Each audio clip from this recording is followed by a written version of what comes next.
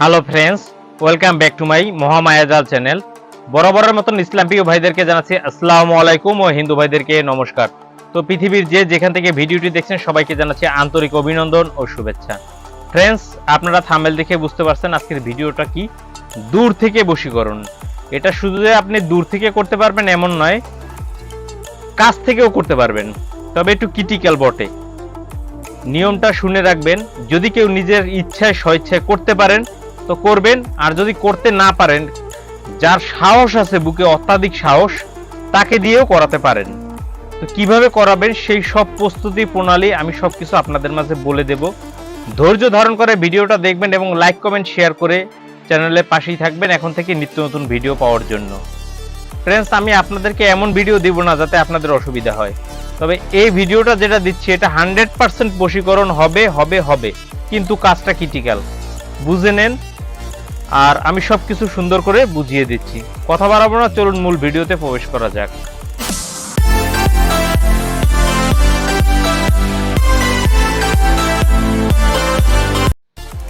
So friends, ফিরে আসলাম একটা ইন্টুর পরে। এখন কথা হচ্ছে আপনি কিভাবে দূর থেকে বা কাছ থেকে বশীকরণ করবেন, এটাই তো। হয়তোবা অনেক জায়গায় গেছেন, অনেক তান্ত্রিকের কাছে গেছেন, অনেক যারা কাজ করে তাদের কাছে গেছেন, হয়তোবা তারা কাজ করছে, কাজে ফেল করছে, আমি কারো দুর্নাম করব না, চেষ্টা করছে, হয়তোবা হয়নি। কিন্তু আমি এখন যেভাবে বলবো সেভাবে যদি আপনি করতে পারেন, একদম 100% ফলাফল আপনি পাবেনই। তবে এটা একটা শ্মশান ক্রিয়া কাজ। এটা কিভাবে করবেন আমি বলে দিচ্ছি। যে কোনো শনিবার অথবা মঙ্গলবার, আবারও শুনে রাখুন, যে কোনো শনিবার অথবা মঙ্গলবার দিনকে আপনাকে সংগ্রহ করতে হবে 5 আইটেমের মিষ্টি, মানে 5 রকমের 5টা মিষ্টি। বেশি দরকার নাই, একটু কলা পাতা লাগবে, আর সাদা কাগজ, লাল কলম। আর আপনাকে যেতে হবে শ্মশানে। রাত্রে শ্মশানে গিয়ে যদি কাউকে করে দেন তাহলে করেও দিতে পারবেন, আর কেউ যদি নিজের জন্য সাহস দেখিয়ে করতে পারেন তাহলে করতে পারলে করবেন। যদি কাউকে সাথে নিয়ে যেতে হয় নিতেও পারবেন। গিয়ে শ্মশানে গিয়ে প্রথমে ওখানে আগরবাতি এবং মোমবাতিও নিয়ে যাবেন। যাওয়ার পরে প্রথমে 3টে আগরবাতি জ্বালাবেন, একটা মোমবাতি জ্বালাবেন, উত্তরমুখী হয়ে বসবেন। এরপরে আপনি ওখানে একটা কলা পাতার উপরে ওই 5টা মিষ্টি রেখে দিবেন এবং ওখানে একটু মদ ঢেলে দিতে হবে। যদি পারেন মদ আপনাকে একটু দিতেই হবে। মদটা দেওয়ার পরে, যেটা আসলে তো সংবিধানে নিষিদ্ধ, তারপর আপনাকে সংগ্রহ করে যেভাবে হোক একটু ঢেলে দিতে হবে।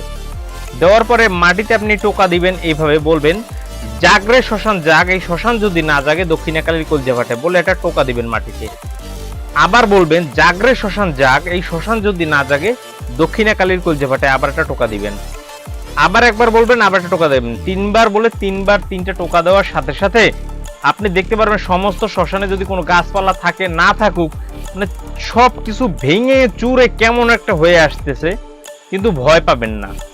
সাথে সাথে আপনি আয়াতুল কুরসি পারেন, বা সুলেমান গন্ডি পারেন, বা রাম গন্ডি বা লক্ষণ গন্ডি, যেটা পারেন সেটা কেটে তার ভিতরে আপনারা বসে পড়বেন, বাহিরে বের হবেন না। এরপরে আপনি ওই সাদা কাগজে আপনি যাকে বশীকরণ করতে চান সেখানে আপনি লিখবেন, অমুকের মেয়ে অমুক, অমুকের পুত্র অমুকের বশীভূত হয়ে চলে আসুক। বা কোনো ছেলেকে করলে লিখবেন, অমুকের পুত্র অমুক, অমুকের মেয়ে অমুকের বশীভূত হয়ে চলে আসুক। নিচে লিখবেন, দোহাই মা শ্মশানকালী, দোহাই মা শ্মশানকালী, দোহাই মা শ্মশানকালী। বাস এইটুক। কাগজটা ভাঁজ করে ওইখানে মাটি একটু খুঁজে ওই কাগজটা ওইখানে দাফন করে দিবেন। কাজ আপনার এই পর্যন্ত শেষ।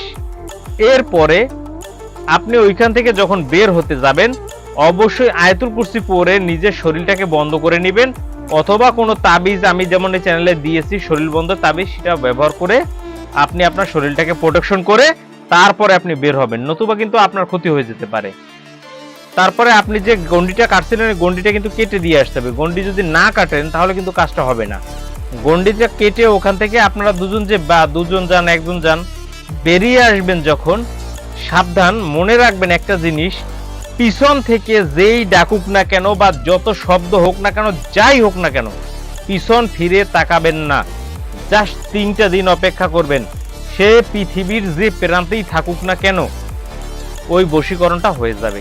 এ নিয়ে কোনো টেনশন বা কোনো কিছু নাই। তবে আমি আপনারা বলতে পারেন যে একটু সহজটা দেন, তো সহজও দিব। অনেকে কমেন্ট করেন কি, আমি দেখতে পাই অনেকে আমার তন্ত্রমন্ত্র বিদ্যায়ও কমেন্ট করে, কাটান বিদ্যা দিয়েছেন, আরো মানে কঠিন কাটান বিদ্যা দেন। ভাই আপনারা আগে স্বরেয়া মানে স্বরবর্ণ ব্যঞ্জন বর্ণ শিখেন, তারপরে কঠিন বিদ্যা শিখতে আসেন। স্বরবর্ণ ব্যঞ্জন বর্ণ না শিখেই কঠিন বিদ্যায় কেউ হাত দিতে গিয়ে হাত পোড়াবেন না, এটা আমার বিশেষ অনুরোধ। চ্যানেলটা ভালো লেগে থাকলে অবশ্যই লাইক কমেন্ট শেয়ার করে পাশেই থাকবেন এবং আমাকে উৎসাহিত করবেন নতুন নতুন ভিডিও দেওয়ার জন্য। তো সবাই ভালো থাকবেন, সুস্থ থাকবেন, মহামায়াজাল চ্যানেলের সাথেই থাকবেন। আর চ্যানেলটা বেশি বেশি লাইক কমেন্ট শেয়ার করে অন্যকে জানিয়ে দেওয়ার সুযোগ করে দিবেন। সবাই ভালো থাকুন, সুস্থ থাকুন, শুভকামনা রইল। আল্লাহ হাফেজ।